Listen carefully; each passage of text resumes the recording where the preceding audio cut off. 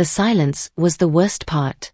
Not the kind of silence that suggests peace or contemplation, but the suffocating quiet of a room full of hostile people who have nothing left to say to you. The kind of silence that sounds like goodbye. I sat in the mahogany-paneled conference room on the 42nd floor of First National Bank, the kind of space designed to intimidate. Floor-to-ceiling windows offered a panoramic view of the city I'd grown up in, the same city that suddenly felt like foreign territory. My entire life, the things I'd built, the person I thought I was, fit into a worn leather briefcase at my feet. Across the table sat my father, Philip Holmes, aged 63, his silver hair still thick and meticulously styled. His hands lay flat on the table, perfectly manicured, radiating the casual power of a man who had never been denied anything he wanted. To his right sat my brother Victor, 34, smirking at his phone with the satisfied expression of a predator who'd just cornered prey. Next to him, my mother, Denise, stared at her gold Cartier watch as if it were the most interesting object in the room.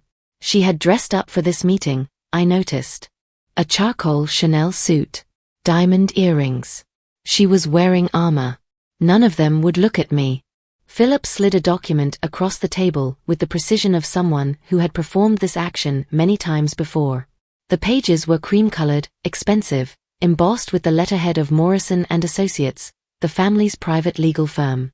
I didn't need to read it. I already knew what it said.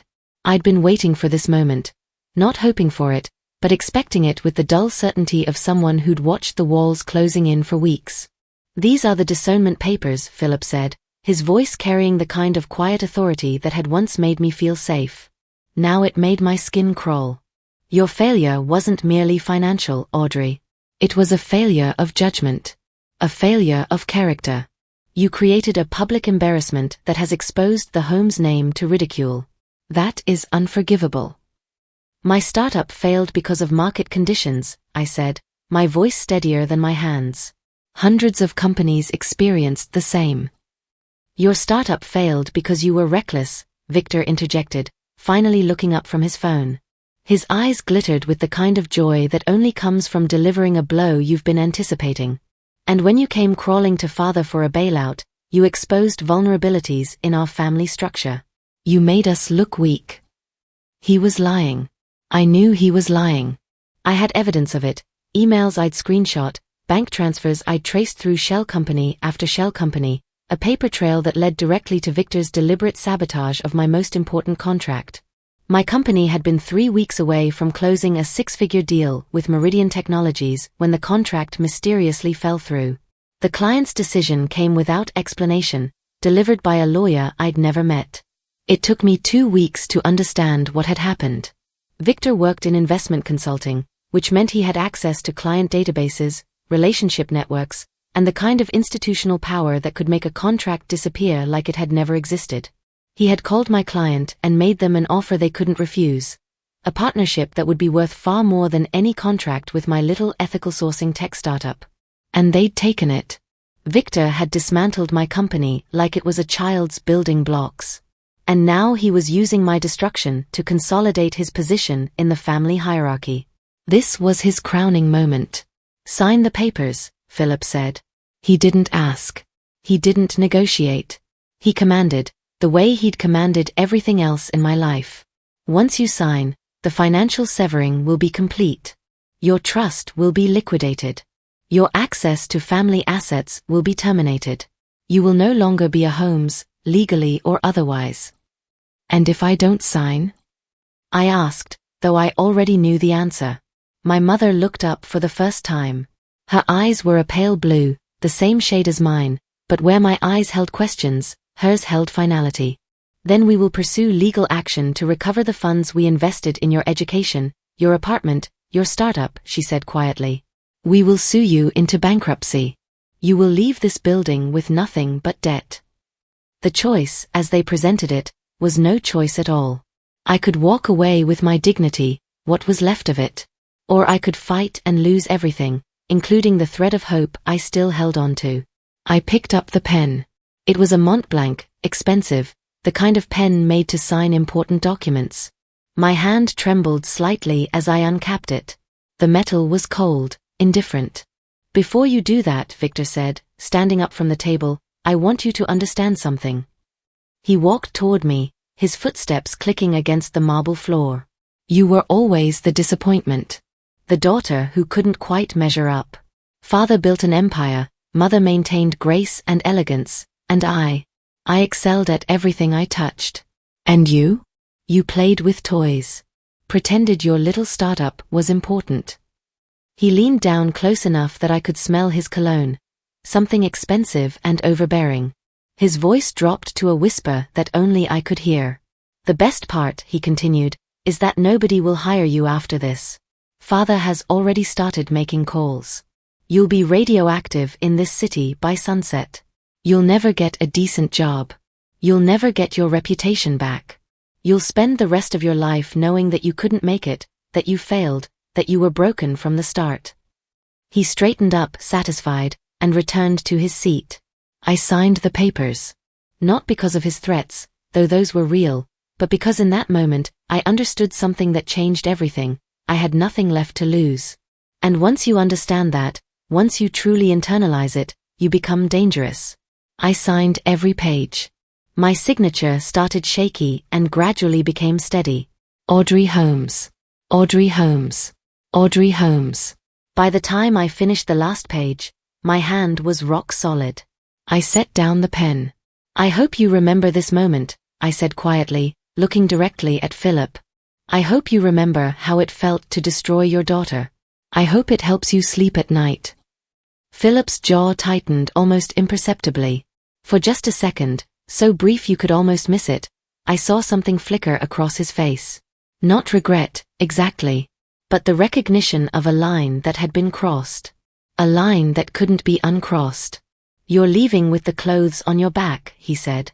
"Nothing more." "I wouldn't want anything of yours," I replied. I stood up, grabbed my briefcase, and walked toward the door. My legs felt disconnected from my body, like I was operating them remotely. My mother still wouldn't look at me. Victor watched me go with an expression of pure triumph. When my hand touched the door handle, I paused and turned back one final time. "You should know something," I said. "Victor didn't just steal my client. He systematically sabotaged every vendor relationship I had. He called people and lied about my company's financial stability. He told investors I was unstable. He orchestrated my failure like a conductor leading a symphony. And the worst part? He did it all knowing that Father would let him." "We don't believe you," Philip said flatly. "I know you don't," I replied. "That's what makes it perfect." I walked out, and behind me, I heard Victor laugh. It was the laugh of someone who believed he had won. He had no idea how thoroughly he had lost. The Moonlight Motel sat on the edge of Route 9, 16 miles outside the city, nestled between a pawn shop and a 24-hour diner that smelled like 30 years of grease and broken promises. It was the kind of place where questions weren't asked, where the walls were thin enough that you could hear your neighbor's entire life story, and where the room key was an actual metal key instead of a key card, a detail that somehow made it feel even more archaic and hopeless. The room cost $19 a night. I had $4,287 in my checking account. My parents had seized everything else. My savings account, $52,000, the trust fund, $342,000 that wouldn't have been fully accessible until I turned 30 anyway, and the equity in my apartment, $180,000, which they'd force-sold within 24 hours through a legal loophole I didn't know existed. They were thorough. They were professional. They were perfectly, completely ruthless. I lay on the bed for 6 hours without moving. The ceiling had a water stain shaped like South America, and I stared at it like it might reveal some profound truth. It didn't. It was just a stain. Just like I was just a failure. Just like my company was just a mistake. Just like my entire existence had been just one long, elaborate mistake that everyone had finally agreed was no longer worth tolerating. My phone buzzed at 7:47 p.m. A text from Victor. "Don't bother calling the house. Mom changed the locks. I had your apartment cleared out. Your furniture is at a donation center. Consider it a gift, tax write-off for us, trash removal for you." He'd even calculated the financial benefit of discarding me. I threw my phone across the room. It hit the wall and bounced onto the carpet. I didn't retrieve it. I didn't need to. The message was clear. I had been erased. Not just from the Holmes family, but from my own life. My apartment was empty. My family would deny they'd ever known me. My professional reputation was ash. I was completely, utterly, irrevocably alone. The anger, when it came, burned like a physical thing. It started in my chest and radiated outward, consuming everything it touched. I thought about Victor's smug expression. I thought about my mother's refusal to look at me. I thought about Philip's cold, surgical removal of his daughter like I was a glitch in otherwise perfect code. And the rage kept me alive. For the first week, I tried to job hunt. I sat in the motel's office, using their Wi-Fi, sending out resumes and cover letters to companies across the city. The responses came back within hours, polite rejections, no interviews granted. It took me 3 days to understand why. I called one of my former clients, someone I'd had a good relationship with, someone who'd seemed genuinely interested in my company's platform. "Audrey," he said carefully, "I want to help you, but I've been advised by legal counsel not to have any contact with you or your former company. Your father made some pretty serious allegations." "What kind of allegations?" I asked. "That your company was involved in securities fraud. That you misappropriated investor funds. That you falsified financial reports." All of it was false. All of it was easily disprovable. But it didn't matter. Philip had poisoned the well so thoroughly that nobody would even listen to my defense. He'd taken the corporate world that I'd spent 5 years building relationships in and locked me out of it entirely. I was professionally radioactive. By day 10, I'd stopped looking for jobs. I worked at the diner next to the motel, taking the night shift, washing dishes for minimum wage. My hands developed calluses. My hair always smelled like fryer grease. I'd gone from $300,000 salary to $750 an hour, and it felt like a natural decline. Like I was finally landing at my true level.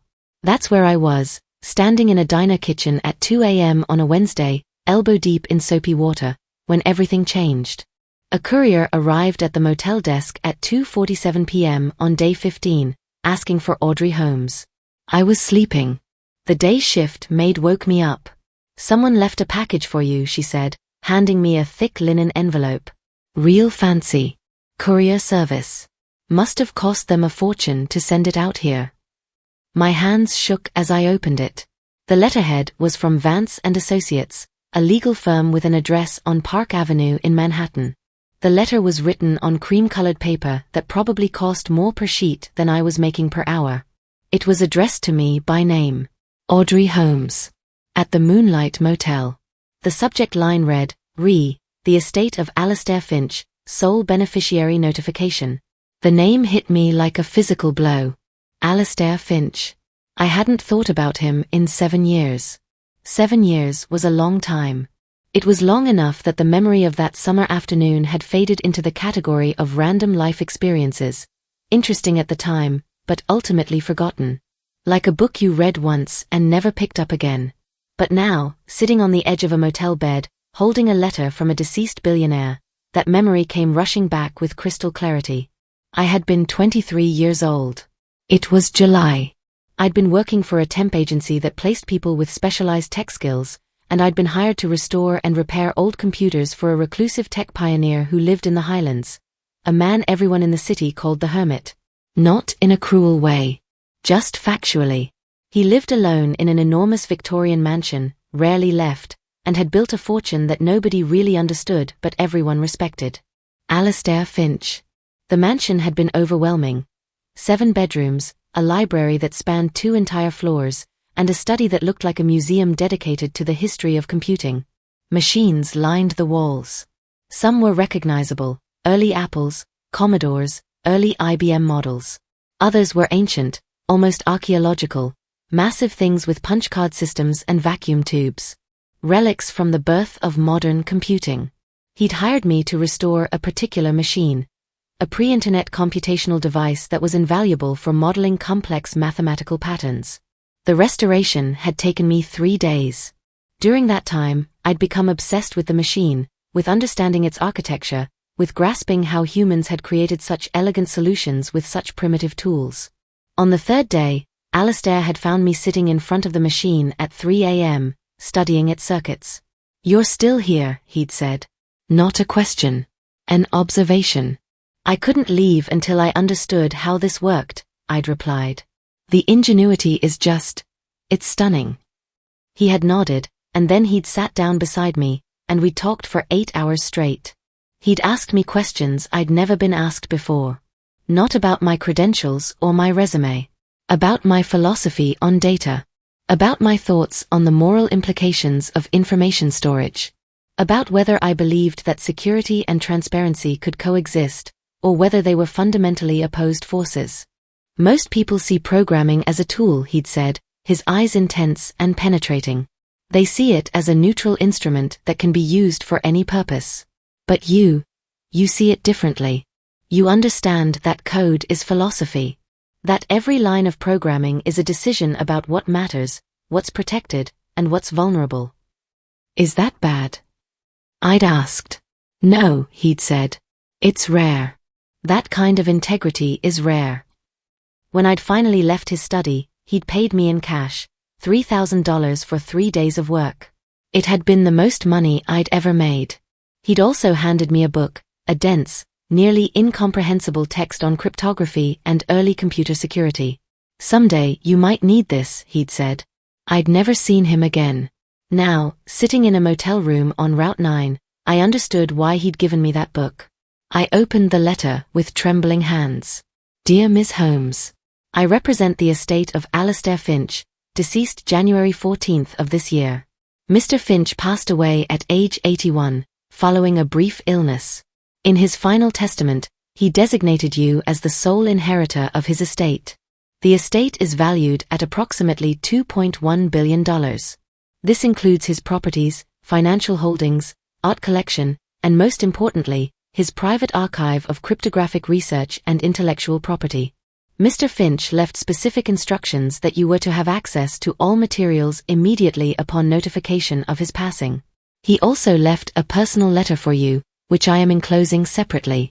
I would appreciate the opportunity to meet with you at your earliest convenience to discuss the terms of the inheritance and the specific conditions Mr. Finch attached to your beneficiary status. Please contact me at the number below. Respectfully, Mr. Harrison Vance, Senior Estate Attorney, Vance and Associates."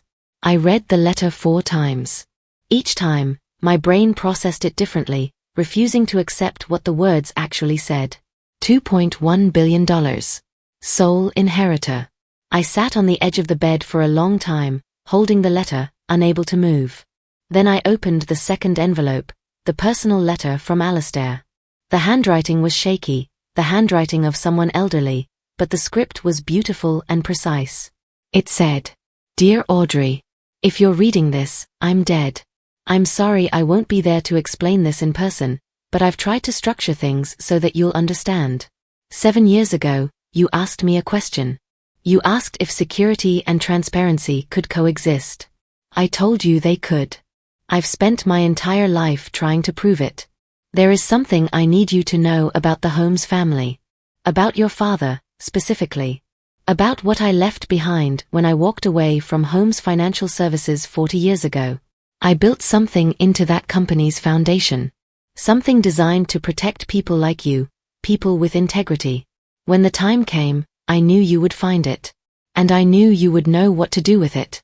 The details are in my archive. My attorney will give you access.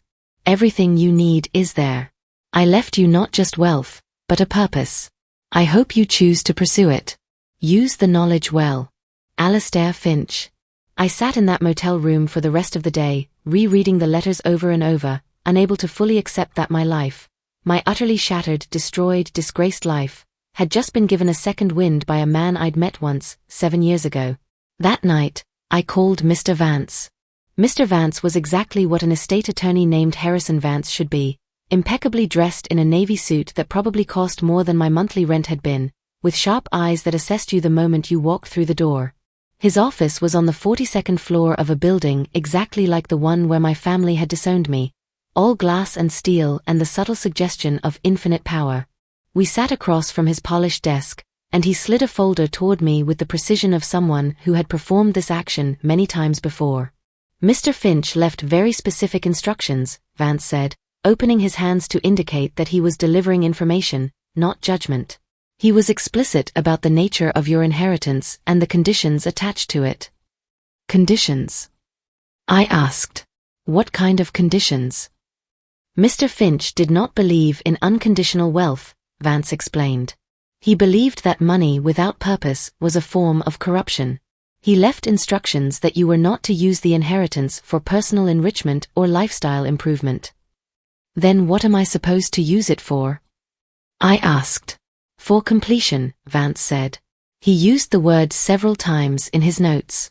He wrote, Audrey will understand what was left incomplete. Audrey will have the resources to finish it. He slid another document toward me. This one was dense, handwritten, covering pages and pages. Alistair's notes. I began to read, and with each page, my understanding of the world shifted on its axis. 40 years ago, Alistair Finch had been the chief programmer for Holmes Financial Services. Philip Holmes had been a young, ambitious financier with brilliant ideas but questionable ethics. Alistair had been hired to build the proprietary software that would become the backbone of the company, the system that processed trillions of dollars in transactions. But Alistair had been cautious. He'd suspected from day one that Philip's moral compass was faulty, that his business practices existed in the gray areas where legality was negotiable. So Alistair had done something extraordinary. Deep within Holmes Financial's core system, he'd constructed an invisible backdoor. Not to steal money or access client information. That would have made him a criminal. Instead, he'd built something far more elegant and far more devastating, a cipher designed to unlock a hidden data repository that Alistair himself maintained. He called it the Legacy Ledger. The Legacy Ledger was updated in real time, recording every questionable transaction conducted by Philip Holmes and his inner circle. Every shell company, every fraudulent investment scheme, every bribe paid to government officials, every account hidden in the Cayman Islands or Luxembourg or Singapore. All of it documented. All of it irrefutable. All of it waiting. Alistair had been updating it for 40 years. When he'd left Holmes Financial in 1985, he'd been offered a settlement, a generous one, to keep quiet about what he'd seen. He'd taken it. But he'd never deactivated the cipher. It had continued to run silently, updating itself with each new fraud, each new crime, each new layer of corruption that Philip added to the empire he was building. This is... I trailed off, unable to find words adequate to the magnitude of what I was reading. Irrefutable evidence of 4 decades of systematic financial fraud, Vance finished for me. Yes. Why didn't Alistair ever expose this? I asked. He didn't have the moral authority, Vance said. He was part of the system. He benefited from it, at least initially. He felt that exposing Philip would implicate himself as well. But more than that. Vance paused, choosing his words carefully. He was waiting for someone with the integrity to do it. Someone who hadn't been corrupted by the system. Someone who had nothing to lose and everything to gain from the truth. Me, I said quietly. According to his notes, yes. He wrote, Audrey has integrity that the system hasn't broken yet. If anyone can navigate the moral complexity of what I've built, it will be her. I was silent for a long time. There's something else, Vance said. He slid another document toward me. The Legacy Ledger isn't just evidence of past crimes. Mr. Finch updated it until the day before he died. Your brother and father are currently executing what appears to be a massive merger with Meridian Capital. According to Mr. Finch's most recent entries, the merger is entirely predicated on falsified valuations and fabricated financial statements. Your father and brother are about to commit the largest securities fraud in the company's history. I looked at the dates on the document. The merger was scheduled to close in 3 weeks. 3 weeks. If you wanted to stop it, Vance said carefully, you would need to expose the Legacy Ledger before the closing. Once the papers are signed, your father becomes legally entangled with an international corporation. The implications become exponentially more complex. Can you do it? I asked. Legally? Can you just present the legacy ledger to the authorities? I could, Vance acknowledged. But Mr. Finch was explicit in his notes that he did not want me to take that action. He wrote, "The evidence must be presented by someone who understands its weight, someone who has earned the right to deliver it. That person is Audrey." I understood then. Alistair wasn't just giving me money. He was giving me the ability to reclaim my life on my own terms. He was giving me the power to transform my destruction into someone else's. How do I access the ledger? I asked. Vance smiled, the first genuine smile I'd seen from him. It suggested respect. "That's where things become interesting," he said. Alistair's archive was located beneath a property he'd owned in the Hudson Valley, a state-of-the-art technical fortress disguised as an ordinary house from the outside. Inside, it was something else entirely. The basement had been converted into climate-controlled servers, quantum encryption systems, satellite uplinks, and enough computational power to run a small nation's government. Vance had given me the keys, the security codes, and a letter of introduction to the property manager who maintained the systems. Within 48 hours, I had moved into one of the guest suites and begun the process of understanding what Alistair had left behind. The archive was extraordinary. Thousands of books on cryptography, data security, computational theory, and the philosophy of information. Files going back decades. Notes in Alistair's careful handwriting, documenting his thoughts, his discoveries, his fears. But it was the technical documentation that consumed me. Alistair had left detailed instructions on how to access the legacy ledger. The process was complex but elegant. The cipher he'd built operated through a low-frequency data burst system, a method of transmitting data through existing network infrastructure that was nearly impossible to detect or block. It would activate the ledger and force it to replicate across every output device connected to Holmes Financial's network: printers, monitors, fax machines, everything. The ledger would print itself in the trading floor, the law offices, the SEC field office, and the major press wire services simultaneously. By the time anyone could shut it down, the evidence would be everywhere. Physical copies that couldn't be deleted. Irrefutable proof that would make it impossible for anyone to deny. But there was a problem. I found it in a note Alistair had written in the final months of his life. "The world has changed since I built the cipher. Holmes Financial has integrated new security protocols. Modern software. The current system uses something called SecureGate, a self-destruct protocol that wipes data automatically if it detects external incursions. If I were to deploy the cipher today, it would trigger the self-destruct protocol immediately. The ledger would be destroyed before the data could be transmitted. The entire project would collapse." Alistair had known. He'd known that his cipher was becoming obsolete, that the world's security systems had evolved beyond his creation. And at the bottom of the note, he'd written, "I've done what I can. The rest is up to Audrey. She'll know what needs to be done. She has the skills. She has the motivation. She has the integrity. I'm leaving the final piece incomplete because I believe in her ability to complete it."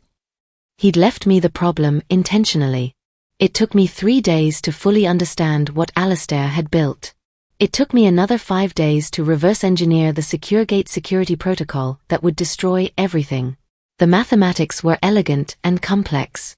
The encryption sequence had been designed by people far more sophisticated than the programmers who'd worked with Alistair 40 years ago. But there was a flaw. It was subtle, almost invisible. The kind of flaw that only existed because human beings, despite their best intentions, couldn't create perfect systems. There was a tiny gap in the encryption sequence, a mathematical loophole in the algorithm's architecture that would allow data to pass through without triggering the self-destruct protocol. It took me 6 days to exploit it. By the time I had written the temporary stealth code, the digital phantom that would let Alistair's cipher slip through Holmes Financial's defenses undetected, I had learned more about myself than I'd learned in the previous 30 years of my life. I understood that I was capable of something I'd never suspected. I could transform pain into precision. I could channel rage into focus. I could take everything they'd taken from me and alchemize it into power. I worked 36 hours straight, fueled by coffee and the burning memory of my mother's averted gaze. When I finally activated the test run of the stealth code, Watching it slip through the security protocols like smoke, something shifted inside me. I stopped being a victim. I became an instrument of justice. I spent the next 2 weeks preparing for the merger closing. I researched. I watched. I observed. Through Vance's legal team, I conducted a completely anonymous deep investigation into Holmes Financial Services. What I discovered was both more extensive and more recent than I'd anticipated. Philip and Victor weren't just perpetuating Alastair's old frauds. They were creating new ones. New shell companies. New false valuations. New layers of deception stacked on top of the old ones like geological strata of corruption. They were unstoppable in their arrogance. I watched Victor post LinkedIn updates about the merger. Confident. Triumphant. Smug. In one particularly stupid moment, he posted a video tour of Holmes Financial's trading floor, a showcase of the company's modern infrastructure, designed to impress potential partners. I watched that video 40 times. In one particular shot, zoomed in behind Victor's shoulder, I could see one of the company's main monitors. And on that monitor was a name, SecureGate Protocol version 3.2. It was the new system. The self-destruct protocol that would destroy everything. The same system I'd spent the last week reverse engineering and bypassing. I watched Philip give interviews to financial journalists, speaking about the ethical foundation of Holmes Financial Services, speaking about his commitment to transparency and integrity. Every word was a lie. Every sentence was another layer of the fraud. Every interview was a confidence game designed to reassure Meridian Capital that they were partnering with an honorable enterprise. He was brilliant. I had to give him that. He was completely, utterly brilliant at deception. But he had taught me something in the process of destroying me. He had taught me the exact parameters of his own dishonesty. He had shown me how to think like him, how to anticipate his moves, how to understand the architecture of his crimes. He had, essentially, taught me how to take him down. On day 21, I contacted the SEC. I used Finch's resources to create a completely untraceable communication channel, an email address that couldn't be traced back to Finch's archive, sent through proxies and VPNs and encrypted servers. I sent a simple message. Critical, unverified financial fraud is about to be publicly exposed regarding the Holmes Financial Meridian Capital merger. The source is credible. The data is conclusive. Prepare to freeze all assets and investigate immediately upon notification. You'll know the moment it happens. Then I sent identical messages to the SEC's field office, to the FBI's white-collar crime division, to 3 major financial journalists at the Times, the Journal, and Bloomberg. The wheels were set in motion. 3 days before the merger closing, I allowed myself 1 day of rest. I drove away from the archive, away from the servers and the code and the weight of what I was about to do. I drove to a coffee shop in a small town 50 miles away, sat in the window, and watched the world move at normal speed. Ordinary people buying coffee. Ordinary people living ordinary lives. People who would never know about the extraordinary thing that was about to happen. People who would never know that their world was about to change. I thought about Alastair Finch. I thought about the 40 years he'd spent documenting fraud, maintaining the ledger, waiting for the right person to deliver it to the world. I thought about how patience, real patience, could be a form of power. I thought about my family. I thought about Philip, about to sign papers that would cement his legacy, that would integrate his fraudulent company with a legitimate international corporation, that would make him untouchable. I thought about Victor, about to celebrate a victory he believed was already secured. I thought about my mother, who'd chosen her reputation over her daughter. And then I thought, not for long. The day of the merger closing arrived with perfect, almost mocking clarity. The weather was spectacular, bright sun, clear skies, the kind of day that felt designed for new beginnings. For Philip and Victor, it should have been a celebration. For them, it would be apocalypse. The merger closing was scheduled for 2 p.m. at the Grand Ballroom of the Meridian Bank, the oldest, most prestigious banking institution in the city, a building that had stood for 140 years and had witnessed countless billions changing hands. Philip would be there in person, shaking hands with the Meridian Capital CEO, signing the papers that would make the merger official. He had no idea he was walking into a trap. I sat in Alastair's archive at 1:45 p.m., surrounded by screens that gave me real-time access to Holmes Financial's network. I watched the data streaming through the servers. I watched Philip's email as his assistant confirmed the final logistics. I watched Victor's calendar update to mark the historic moment. Everything was proceeding on schedule. At 1:50 p.m., I pulled up the stealth code I'd created. It sat on my screen like a digital ticking bomb, waiting to be deployed. At 1:55 p.m., I pulled up the Alistair cipher alongside it. At 1:59 p.m., I took a breath and thought about Alistair Finch's words, "Use the knowledge well." Then I thought about Victor's voice, "You were always the disappointment." Then I thought about my mother's averted gaze. At 2 p.m., exactly as Philip extended his hand to shake hands with the Meridian Capital CEO, I executed the stealth code. The digital phantom slipped through SecureGate's defenses like smoke through a screen. Invisible. Undetectable. Unstoppable. 1 millisecond later, I triggered the Alistair cipher. The encryption burst traveled through Holmes Financial's network at the speed of light. A low-frequency data wave that activated the 40-year-old legacy ledger and forced it to replicate across every output device simultaneously. The chaos began in milliseconds.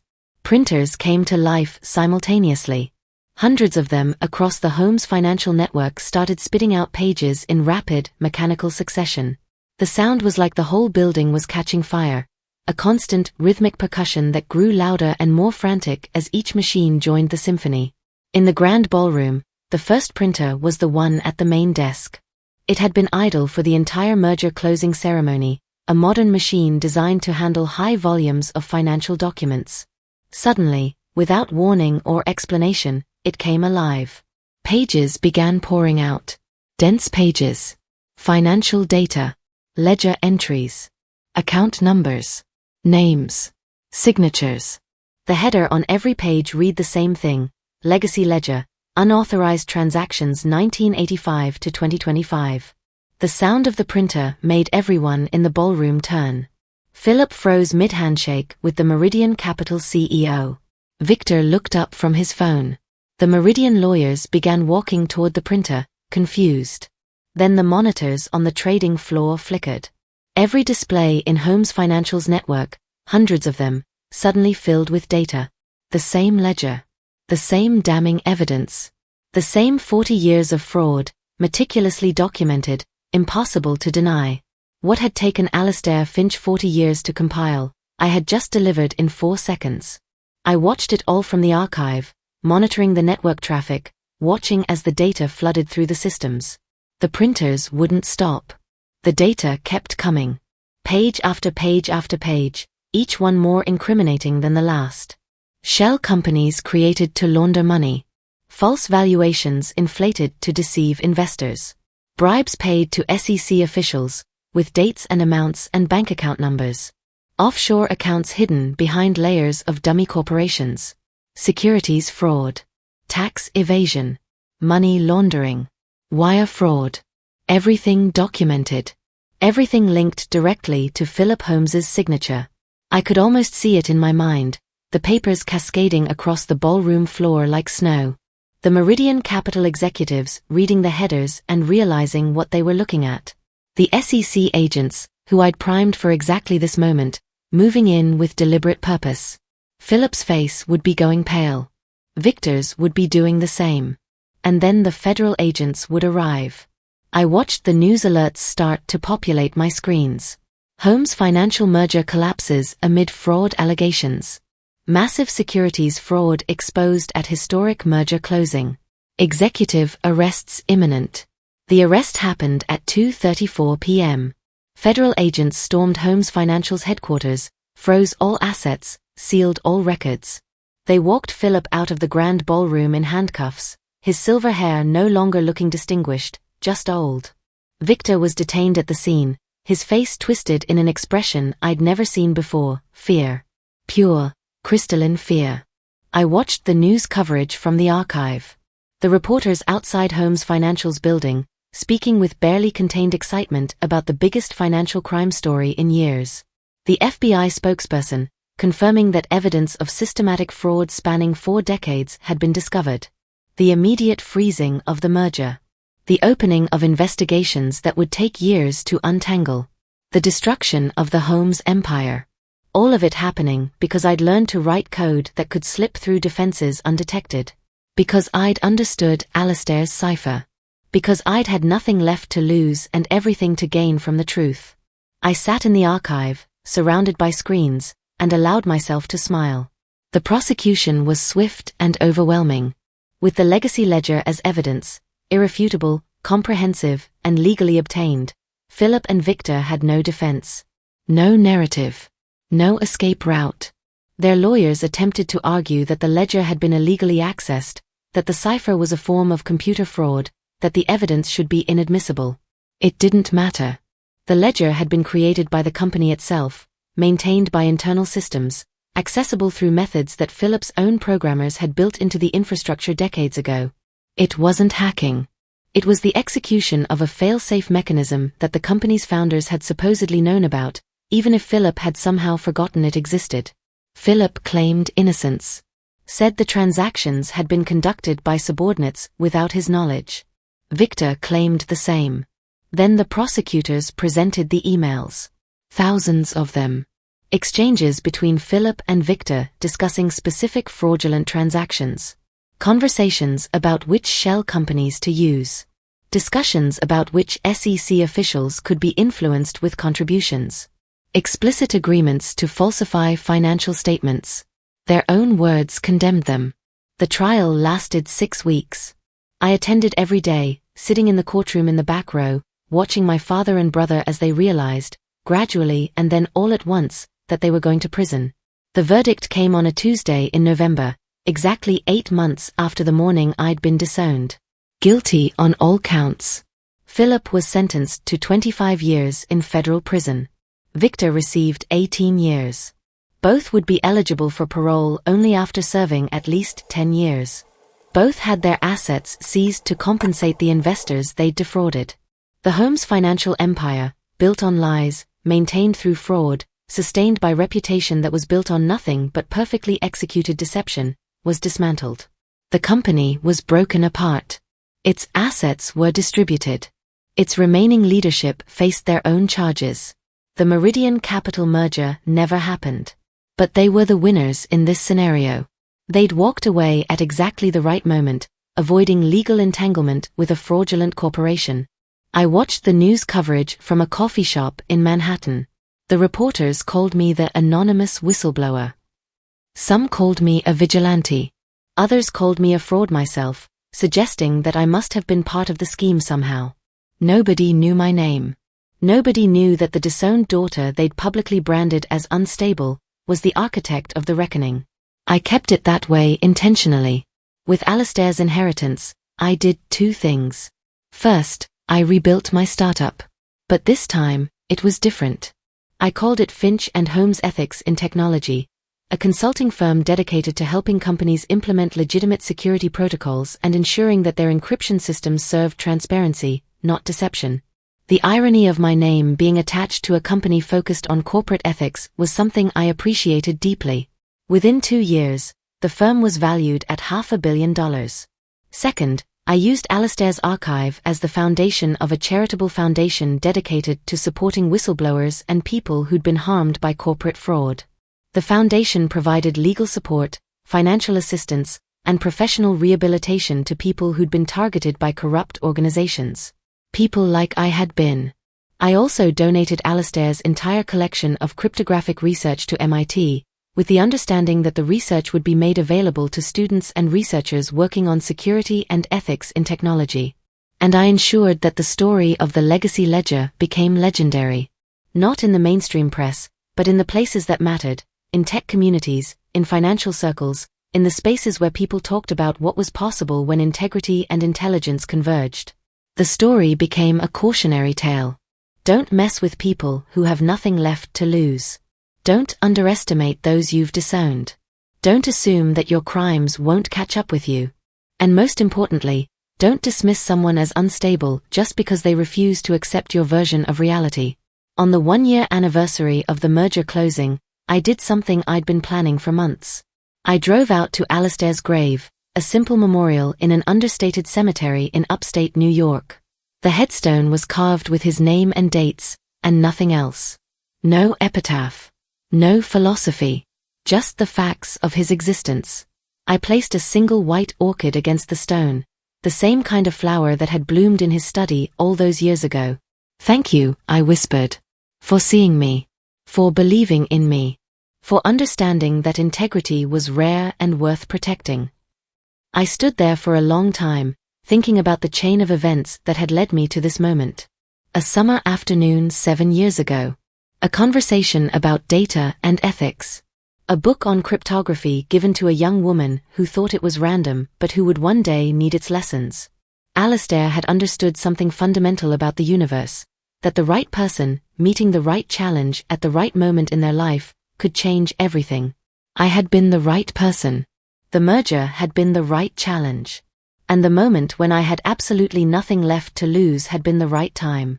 "I'm going to keep going," I continued. "I'm going to build what you believed was possible. A world where companies can't hide behind deception. Where integrity matters. Where the truth, eventually, always finds a way to emerge." The wind moved through the cemetery, carrying the scent of earth and autumn leaves. It wasn't spiritual. It wasn't mystical. But it felt like something. Like acknowledgement. 5 years after the merger closing, I received a call from a young woman. She was 26 years old. She worked at a large investment firm. Her family members worked there too, her father, her uncle, her brother. They were all executives.